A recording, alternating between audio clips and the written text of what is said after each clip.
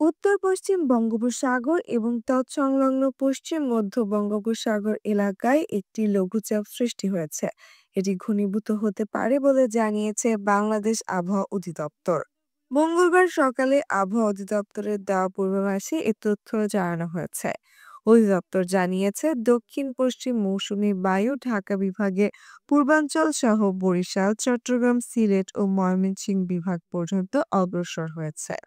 মঙ্গলবার আবহাওয়ার পূর্বাভাসে বলা হয়েছে, রংপুর, রাজশাহী, ময়মনসিংহ, ঢাকা, খুলনা, বরিশাল, চট্টগ্রাম ও সিলেট বিভাগের কিছু কিছু জায়গায় অস্থায়ীভাবে দমকা হাওয়া সহ বিদ্যুৎ চমকানো থেকে মাঝারি ধরনের বৃষ্টি, বজ্রসহ বৃষ্টি হতে পারে। সেই সঙ্গে সারা দেশে কোথাও কোথাও মাঝারি ধরনের ভারী বর্ষণও হতে পারে। সারা দেশে দিনের তাপমাত্রা সামান্য বৃদ্ধি পেতে পারে এবং রাতের তাপমাত্রা প্রায় অপরিবর্তিত থাকতে পারে। আগামী ৫ দিনের মধ্যে বৃষ্টি, বজ্রসহ বৃষ্টির প্রবণতা হ্রাস পেতে পারে এবং তাপমাত্রা বৃদ্ধি পেতে পারে বলে জানিয়েছে সংস্থাটি।